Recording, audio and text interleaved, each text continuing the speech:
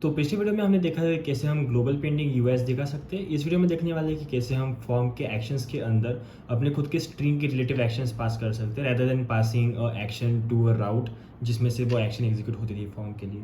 तो उसके लिए सबसे पहले जाते हैं आईपैड पे और देखते हैं कि कैसे ये चीज़ होगी।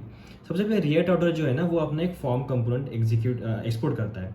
तो ये जो एक्सपोर्टेड कंपोनेंट है फॉर्म वाला, इसके अंदर हमने एक्शन नहीं डाली थी, बस ऐसा राउट डिफाइन किया था और उसके अंदर ऐसे एक एक्शन डाली थी नीचे।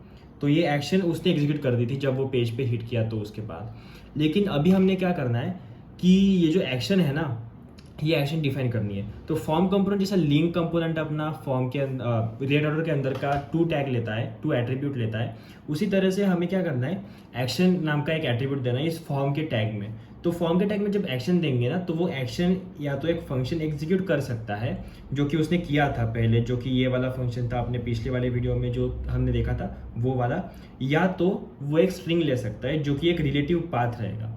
तो ये फंक्शन तो ऐसे नीचे डिफाइन करते हैं एक्शन में, और स्ट्रिंग अगर होगी तो वो रिलेटिवली वहाँ पे जाएगी।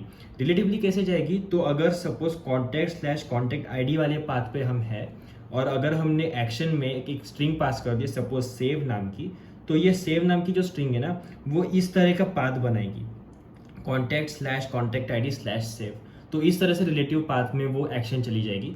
पर वहाँ पे जाने के बाद वो एग्जीक्यूट कैसे करेगी, तो एग्जीक्यूट कराने के लिए हमें क्या करना पड़ेगा, इस रिलेटिव पाथ पे जो भी कंपोनेंट है अपना, वो कंपोनेंट में एक एक्शन डालनी पड़ेगी जो एक्शन होगी सेव कॉन्टैक्ट एक्शन। तो बेसिकली ये जो सारी चीज़ हो रही है ना ये एक्शन पे ही काम कर रही है, पर डिफरेंस ये है कि हम रेदर देन सीधे एक्शन ना डिफाइन करके फॉर्म कंपोनेंट में एज एट्रीब्यूट हमने सीधा किया था एक फंक्शन डिफाइन जो कि अपने राउट में था और उसने एग्जीक्यूट किया था जब भी फॉर्म को हमने सबमिट किया। पर ये अलग वे है कि दूसरे पेज पे जाके उस पेज पे जाके वहाँ पे जाके एग्जीक्यूट करें। तो इसलिए हम स्ट्रिंग से एक रिलेटिव पाथ जनरेट करके उस रिलेटिव पाथ के अंदर ये सारी चीज़ करके राउट दे के एक asynchronous function as a action define कर सकते हैं जो कि एग्जीक्यूट होगा जब हम उस पाथ पे जाएंगे। तो देखते हैं कि ये आईपैड पे अभी हो गया अपना, तो लैपटॉप पे कैसे काम करता है प्रैक्टिकली वो देखते हैं। तो चलती लैपटॉप की स्क्रीन पे। तो सबसे पहले यहाँ पे क्या करना पड़ेगा, हमें आने के बाद इसे रन करना पड़ेगा जो कि हम हमेशा करते ही है, npm run dev। npm run dev किया तो एप्लीकेशन रन होने लगा। अब जैसे कि हमने देखा सबसे पहले हमें क्या करना है, एक पेज बनाना है। तो पेज क्या बनाएंगे, कॉन्टेक्ट अस के अंदर सेव नाम का पेज बना देंगे। तो सेव नाम का फोल्डर बना लिया और उसके अंदर बनाएंगे index.jsx नाम की फाइल। मैं इसे थोड़ा जूम कर लेता हूँ ताकि आप अच्छे से देख पाओ। तो आई गेस इतना काफ़ी है। तो ये बना लिया, तो एक फाइल बन गई।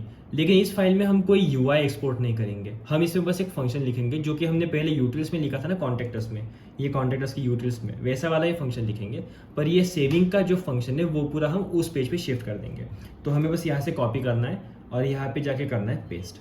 यहाँ पे जब हमने पेस्ट कर दिया तो अपने पास ये पूरा डेटा आ गया। यहाँ पे console log लगा देंगे, console.log की contact slash colon contact ID slash save page.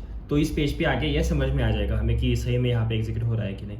तो ये कर दिया। यहाँ से यूआई एक्सपोर्ट करने की जरूरत नहीं, बस फंक्शन को कॉल करने इसलिए है, यूआई एक्सपोर्ट नहीं करना है। अगर करना होगा तो वो भी कर सकते हो, बाकी लोडिंग वगैरह कुछ दिखा सकते हो और उसकी तरफ से उस तरह से काम हो जाएगा ये। पर अभी तो हम नहीं करने वाले। तो इसके बाद क्या करना है, यहाँ पे जाना है और ये जो अपना पाथ था ना पहले कॉन्टैक्ट स्लैश कॉन्टैक्ट आईडी, इसे कॉपी पेस्ट कर लेते हैं नीचे और ये रिलेटिव पाथ पे जाने वाला है। तो रिलेटिव पाथ पे जाएगा मतलब इसके आगे स्लैश सेव होगा जो कि मैंने आपको बताया आईपैड पे। तो ये होगा, एलिमेंट डिफाइन नहीं किया है क्योंकि यूआई शो नहीं करनी, पर हमें रन करना है इस फंक्शन को। पर इसका नाम हम सेम नहीं रखेंगे, इसका नाम क्या रखेंगे, इसका नाम रखेंगे हम सेव क्या दिया, सेव कॉन्टैक्ट एक्शन आईपैड पे दिया है हमने। तो सेव कॉन्टैक्ट एक्शन ये नाम दे दिया। तो ये एक्सपोर्ट हो गया फंक्शन। एक्सपोर्ट होने के बाद यहाँ पे आएंगे और यहाँ पे ये दे देंगे, इंपोर्ट कर लेंगे। तो ये सेव वाले राउट पे ये फंक्शन एग्जीक्यूट होगा उसकी एक्शन में। अब क्या करना है, अब आना कॉन्टैक्ट अस वाले पेज में जहाँ पे हमने फॉर्म डिफाइन किया था। अगर मैं यहाँ पे जाऊँ लोकल होस्ट 5173 पे और आपको दिखा हुआ अपना कॉन्टैक्ट अस वाला पेज जो कि था स्लैश कॉन्टैक्ट स्लैश 123 या फिर कुछ भी डाल सकते हैं। तो इसमें कैसे डिफाइन था सब कुछ अभी के फॉर्म के हिसाब से। तो मेरा नाम गलत डाल दिया, मेरा नाम और क्वेरी ये डाल दिया, सबमिट कर दिया। तो ये सबमिट हो गया था और कंसोल में जाओ तो यहाँ पे दिख रहा था मुझे सारा डेटा मेरा, राइट। तो ये अपना बेसिकली फंक्शन को कॉल कर रहा था जो कि वहीं पे डिफाइंड था, जो कि यहाँ पे डिफाइंड था contact us action.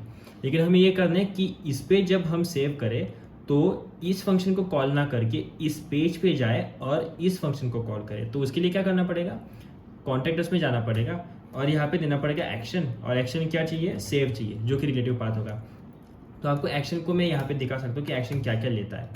Action basically हमारा लेगा एक स्ट्रिंग या फिर अनडिफाइंड। तो मैंने यहाँ पे अगर सेव डाल दिया तो इसने लिया स्ट्रिंग। स्ट्रिंग मतलब रिलेटिव पाथ की स्ट्रिंग। रिलेटिव पाथ मतलब क्या, अभी वाला पाथ। अभी वाला पाथ कौन सा है, कॉन्टेक्स्ट स्लैश 1 2 3। रिलेटिव मतलब इसके आगे अपेंड हो जाएगा ऐसे। तो हमें ये चीज़ करनी है, तो ये तो अपने आप कर लेगा। अब यहाँ पे दे दिया एक्शन। एक्शन देने के बाद बस यहाँ पे जाना है, देखना है सही है सब कुछ, और अब जाना है यहाँ पे और अब करना है सबमिट। और आप देख सकते हो जादू एक, पहले हमें बस इन्फॉर्मेशन मिली थी, अब हमारे पास ये स्ट्रिंग भी प्रिंट होनी चाहिए। अगर ये प्रिंट होगी मतलब हमने सही में कर लिया सब कुछ सही से। तो मेरा नाम, मेरा सरनेम, क्वेरी फॉर सेव, ऐसे करते हैं और करते हैं सबमिट और देखते क्या होता है। सबसे पहले आया क्वेरी, जो कि डाला था लाइक हमने /contact /contact id और /save वाली क्वेरी, मतलब उसका कंसोल लॉग हुआ, वहाँ पे गया और उसके बाद फॉर्म डेटा प्रिंट हुआ। उसके बाद ये फर्स्ट नेम लास्ट नेम वाला ऑब्जेक्ट प्रिंट हुआ और उसके बाद यूज़र आईडी प्रिंट हुआ, जो कि यहाँ पे दिया था। तो होपफुली आपको समझ में आ गया होगा कि हम कैसे यूज़ कर सकते हैं फॉर्म के अंदर रिलेटिव एक्शंस, और रिएक्ट राउटर में हम उसका यूज़ कैसे कर सकते हैं और अपने फॉर्म्स वगैरह अच्छे से बना सकते हैं। तो मिलते किसी अगले वीडियो में। Thank you, bye bye.